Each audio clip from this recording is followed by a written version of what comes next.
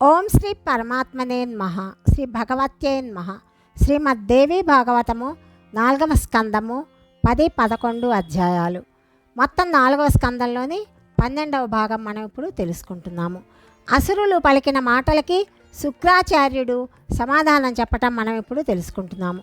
శుక్రాచార్యుడు ఇలా చెప్తున్నాడు: నేను భగవంతుడైన శంకరుని దగ్గరకు వెళ్ళి మంత్రమును పొంది తిరిగి వచ్చే వరకు మీరిక్కడ ఆగి ఉండక తప్పదు. అట్లా కాకపోతే తపము చేసుకుంటూ సమయం కోసం ఎదురు చూడండి. సమయానుకూలముగా సామధానాది సకల ఉపాయములను ప్రయోగించాలని పండితులు చెప్తారు. బుద్ధివంతులైన వీరపురుషులు దేశకాల శక్తిని తెలుసుకొని ఆ జ్ఞానాన్ని పొంది తమ సామర్థ్యమును నిరూపించుకుంటారు. భవిష్యత్తు నందు శుభము జరుగుతుందని ఆశ ఉంటే కొంతకాలము వరకు శత్రువులకు సేవ చేయుట కూడా బుద్ధివంతులైన పురుషుల కర్తవ్యము. సమయానుకూలముగా శక్తిని సంపాదించుకున్న తరువాతనే శత్రు సంహారము జరుగుతుంది. అందువల్ల ప్రస్తుతము దేవతలకు వినీతులై సామనీతిని ప్రయోగించండి. మీ స్థానములందు ఉండటానికి ఏర్పాట్లు చేసుకోండి. నా రాక కోసము నిరీక్షించండి. ధనుజులారా, భగవంతుడకు శంకరుని కృపతోటి మంత్రమును పొందిన తర్వాత వెంటనే నేను తిరిగి వస్తాను. వాటి శక్తిని ఆశ్రయించి దేవతలతో మనము మరలా యుద్ధము ప్రారంభిద్దాము. మహారాజా, దైత్యులతోటి మునివరుడైన శుక్రాచార్యుడు ఈ విధంగా పలికి మంత్రప్రాప్తి కోసము భగవంతుడైన శంకరుని దగ్గరకు బయలుదేరాడు. ఆయన కార్యక్రమం పూర్తిగా నిశ్చితమై ఉన్నది. అప్పుడు దానవులు ఎంతో నమ్రతతోటి దేవతలతో మాట్లాడసాగారు. వినయముతో వారికిట్లా చెప్పారు: దేవతలారా, మేమందరము ఇప్పుడు మా అస్త్రశస్త్రములను వదిలిపెట్టి యుద్ధ ప్రయత్నాన్ని విరమించుకున్నాము. నారచీరలను ధరించి తపస్సు చేసుకుంటూ జీవితాన్ని గడుపుతాము. దేవతలు అందుకు అంగీకరించారు. వారు తిరిగి వెళ్ళిపోయారు. వారి చింతలన్నీ కూడా దూరమయ్యాయి. సంతోషముగా వాళ్ళు కాలం గడుపుతున్నారు.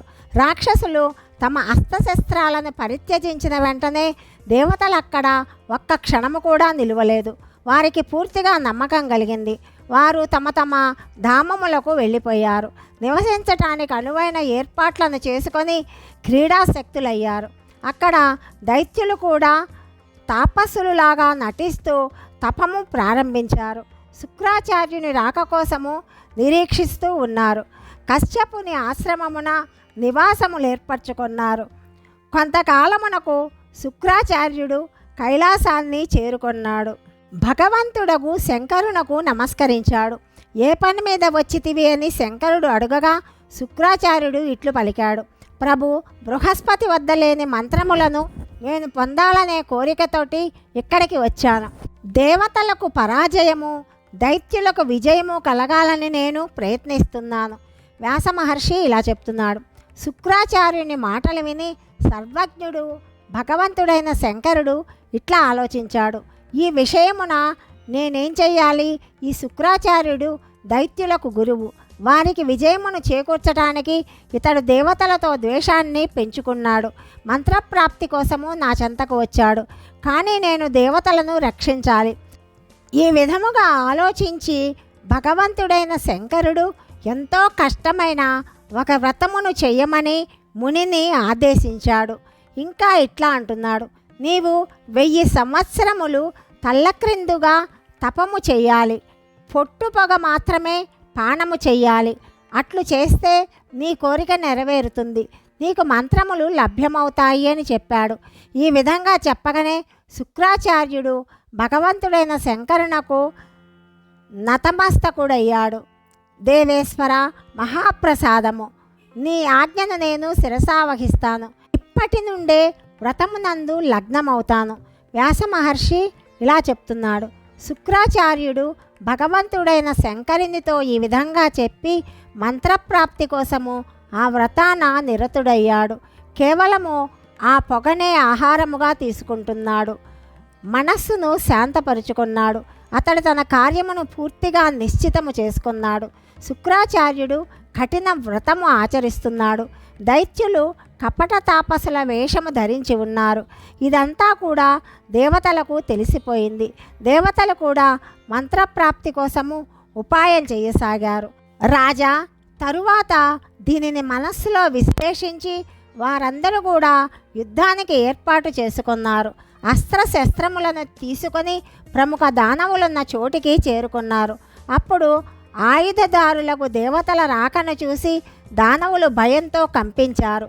వారిని నలువైపుల నుండి దేవతలు చుట్టుముట్టారు. భయాతురులై దానవులు వెంటనే లేచి నిలబడ్డారు. అప్పుడు బలాభిమానులైన దేవతలతో సత్యాన్ని పలకటానికి ఆరంభించారు. మేము మా శస్త్రాస్త్రములను పరిత్యజించాము, అత్యంత భయభీతులమై ఉన్నాము. మా గురుదేవులు ఇప్పుడు వ్రతమాచరిస్తున్నారు. దేవతలారా, ఈ పరిస్థితులలో మీరు మమ్మల్ని సంహరించడానికి వచ్చారు. మీరు మాకు అభయదానాన్ని ఇచ్చి ఉన్నారు. మీ సత్యవచనములు వేదములు ప్రతిపాదించిన ధర్మం ఎక్కడికి పోయింది? శస్త్రములు లేని వారిని, భయభీతులను, శరణాగతులను చంపకూడదని శృతులు ప్రతిపాదించాయి కదా. దేవతలు ఇలా చెప్తున్నారు, మీరు శుక్రాచార్యుని మంత్రప్రాప్తి కోసము పంపించారు. స్వయముగా కపటము హృదయాన నింపుకొని తపస్సు అనే నాటకాన్ని ఆడుతున్నారు. మీ అభిప్రాయము మాకు తెలిసిపోయింది. అందువల్ల యుద్ధమునకు ఉద్యమించండి. శస్త్రములతో సమరానికి ఏర్పాటు చేసుకోండి. సమయము అనుకూలించినప్పుడే శత్రువులను ఓడించాలనే నియమము ప్రసిద్ధమై ఉన్నది. వ్యాస మహర్షి ఇలా పలుకుతున్నాడు. దేవతల మాటలు విని దైత్యులు కొంత తడవు పరస్పరము సంప్రదింపులు జరుపుకున్నారు. తరువాత వారందరూ కూడా అక్కడ నుండి పారిపోయారు. భయముతో వారి మనస్సులో అలజడి చోటు చేసుకుంది. భయభీతులై వారు శుక్రాచార్యుని తల్లిని శరణుదొచ్చారు. శుక్రమాత ఇట్లా పలుకుతున్నది, దానవులారా, భయపడకండి, భయపడకండి, నిర్భయముగా ఉండండి. మీరు నా దగ్గర ఉన్నంత వరకు భయము దరిదాపులకు కూడా రాలేదు. శుక్రాచార్యుని తల్లి మాటలు విని దానవుల మనోవ్యధ శాంతించింది. వారు ఆ ఉత్తమ ఆశ్రమమున నివసించసాగారు. వారి వద్ద అస్త్రములేవి కూడా లేవు. ఎట్టి సందేహములు లేకుండా కాలం గడుపుతున్నారు. పరుగెత్తినప్పుడు ఆ దైత్యులను దేవతలు చూశారు. వారు దానవుల అడుగులను గుర్తించి ఆ అడుగుజాడలను బట్టి వారున్న ఆశ్రమానికి వెళ్ళారు. అప్పుడు బలాబలములను గూర్చిన ఆలోచన లేదు. అక్కడ చేరుకొని ఆ దేవతలు దైత్యులను సంహరించడానికి ఏర్పాటు చేసుకున్నారు. శుక్రాచార్యుని తల్లి వారించినా వాళ్ళు వినలేదు. ఆశ్రమవాసులైన దానవులను చంపుతున్నారు. దైత్యులు దెబ్బలు తింటూ ఉండగా చూసి శుక్రమాత హృదయము కంపించిపోయింది. నేనిప్పుడే ఇంద్రునితో సహా దేవతలందరినీ నిద్రలో చిక్కుపడవేస్తాను అని చెప్పి ఆమె నిద్రను ఆదేశించింది. ఆ నిద్రాదేవి వెంటనే దేవతల చెంతకు చేరుకున్నది. వారిని తనకు వశులుగా చేసుకున్నది. దేవతలందరూ నిద్రావశులై మూగవారిలాగా పడిపోయారు. నిద్ర ప్రభావమున ఇంద్రుని శక్తి కూడా క్షీణించింది. వారు అలజడికి లోనయ్యారు. వారిని చూసి భగవంతుడైన విష్ణువు ఇలా చెప్తున్నాడు, దేవేశ్వర, నీకు శుభమగుగాక. నీవు నా చెంతకు రా, నిన్ను నేను వేరే చోటికి పంపిస్తాను. ఇట్లా చెప్పగానే ఇంద్రుడు భగవంతుడైన శ్రీహరి వద్దకు వెళ్ళాడు. భగవంతుని నీడను ఆశ్రయము పొంది ఇంద్రుడు భయరహితుడయ్యాడు.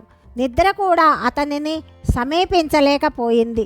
విష్ణువు ద్వారా సురక్షితుడైన కారణమున ఇంద్రుడు మునుపటిలాగా ఆరోగ్యవంతుడై ఉన్నాడని శుక్రమాత తెలుసుకున్నది. ఆమె ముఖము క్రోధముతో ఎర్రబారింది. ఆమె ఇట్లా అంటున్నది, మఘవా, నేను నా తపప్రభావమున విష్ణువుతో కూడా నిన్ను కలిపి మిరింగివేస్తాను. అట్టి నా తపోబలము దేవతలందరూ చూస్తూ ఉండిపోదురుగాక. ఇక్కడ ఎవ్వరిది ఏమయో సాగదు. వ్యాస మహర్షి ఇలా చెప్తున్నాడు, శుక్రాచార్యుని తల్లి యోగ విద్య పూర్ణముగా తెలిసిన ఆమె ఆ శక్తితో విష్ణువు ఇంద్రుల సమస్త శక్తి కుంఠితమయ్యింది. వారు ఎంతో బలహీనులయ్యారు. ఎంతో బాధపడుతున్న ఆ మహాత్ములను చూసి దేవతల ఆశ్చర్యానికి హద్దు లేకుండా పోయింది. వారి హృదయములు క్షోభించాయి. వారు ఈ విధంగా దుఃఖిస్తూ ఉంటే చూసి ఇంద్రుడు భగవంతుడైన మధుసూదనునితో ఇట్లా చెప్తున్నాడు. మధుసూదన, నేను మీకంటే ఎక్కువ దుఃఖాన్ని అనుభవిస్తున్నాను. ప్రభు, ఇప్పుడు ఈ దుష్టురాలిని దయచేసి వెంటనే అణిచివేయండి. మాధవ, ఈమె తన తపస్సు యొక్క అభిమానముతో తారతమ్యములను తెలుసుకోలేకుండా ఉన్నది. విష్ణుదేవ, ఆలోచించుట ఈ సమయమున వాంఛనీయము కాదు. మహాత్ముడగు ఇంద్రుడు ఇట్లా చెప్పగానే విష్ణుదేవునకు వెంటనే సుదర్శన చక్రము స్మరణకు వచ్చింది. స్మరించగానే అది ఆ స్వామి చెంతకు చేరింది. దేవరాజు ప్రేరేపించాడు.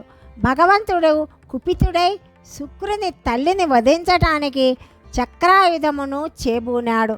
వెంటనే శుక్రమాత మస్తకము ఛేదించాడు. ఆమె మరణించుట చూసి ఇంద్రుడు మహానందాన్ని పొందాడు. దేవతలు కూడా ఎంతో సంతృష్టులై విష్ణుదేవుని జయ జయ ధ్వనులతో స్తుతించారు. అందరి మనస్సులు హర్షభరితములయ్యాయి. వారి మానసిక సంతాపము శాశ్వతముగా తొలగిపోయింది. కానీ అప్పటి నుండి భగవంతుడైన విష్ణువు దేవేంద్రుని హృదయములలో స్త్రీహత్య, భృగుమునీంద్రుని దుష్కర శాపము ఈ రెండూ కూడా శంకను కలిగిస్తూనే ఉన్నాయి. 10, 11 అధ్యాయాలు సమాప్తము. 12, 13, 14 అధ్యాయాల గురించి తదుపరి భాగంలో తెలుసుకుందాం. సర్వం శ్రీకృష్ణార్పణమస్తు.